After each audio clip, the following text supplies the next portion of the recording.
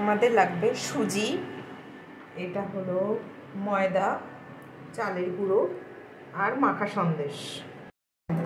আমরা এরকম একটা চামচ নিয়ে নিচ্ছি, একটা চামচ দিয়েই আমি সব মাপগুলো নেব। এবার আমি চালের গুঁড়ো নিয়ে নিচ্ছি 1 স্পুন, 2 স্পুন, 3, 4। আর ময়দা নিয়ে নেব আমি, চালের গুঁড়ো যা নিয়েছি তার হাফ মানে 2 চামচ। আর সুজি আমি নিয়ে নেব ময়দারও হাফ মানে 1 চামচ। আমি এই একটা নর্মাল চামচ নিয়েছি। এবারে এই মিশ্রণটাকে আমি মিক্স করলাম। এখানে অল্প একটু লবণ আমি পরে অ্যাড করব, এখনই আমি অ্যাড করব না। এখানে আমি এই চামচেরই 4 চামচ জল দিয়ে দেবো, নর্মাল তাপমাত্রার জল, উষ্ণ গরম জলও নয়, ঠান্ডা জলও নয়, 4 চামচ জল দিলাম। এবারে এই মিক্সটাকে জলের সাথে ভালো করে মিশিয়ে দেবো। জল অল্প অল্প করে আমি দিচ্ছি, আমি 4 চামচ জল দিয়েছি প্রথমে। তো আমার মিশ্রণটা এরকম হয়েছে। আমি আরও একটু জল দেব, 1 স্পুন, 2 স্পুন, তো 6 স্পুন হলো এখনো পর্যন্ত। এই ব্যাটারটাকে আমি বানিয়ে আধ ঘন্টা রেখে দেবো।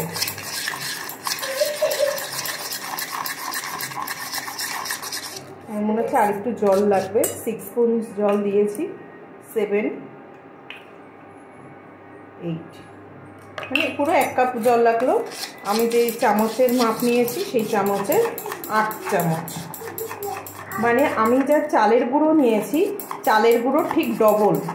চালের গুঁড়ো নিয়েছি 4 চামচ, 8 চামচ আমার জল লাগলো।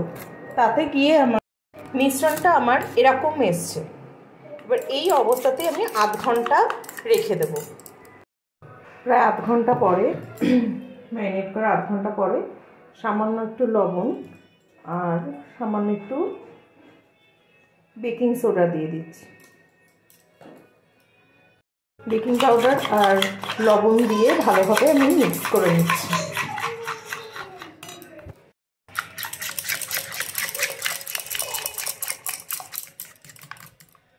একটা থিক পেস্ট হয়েছে।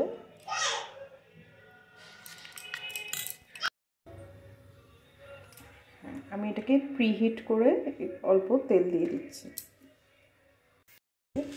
আমি উপর থেকে সন্দেশ দিচ্ছি।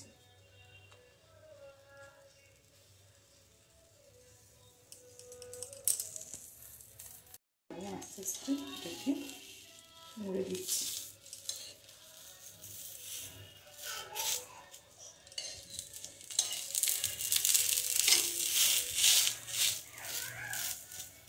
হয়ে গেল আমার প্রথম পাটিসাপটাটা।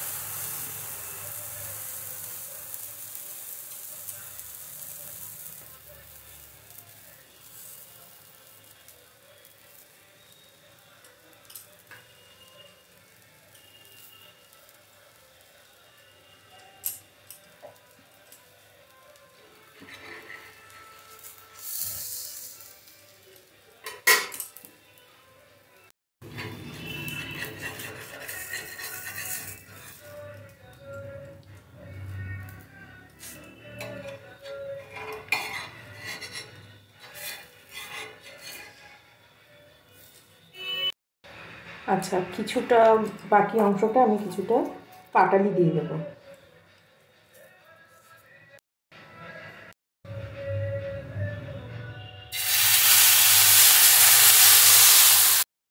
দুটো গুড়ের আর দুটো গুড় ছাড়া, চিনিও দেওয়া হয়নি। তো এই হলো ফাইনাল। খুব সহজ পদ্ধতিতে কিভাবে পাটিসাপটা বানানো যায় সেই পদ্ধতিটা দেখালাম। আপনাদের কেমন লাগলো কমেন্টস করে অবশ্যই জানাবেন, পাশে থাকবেন।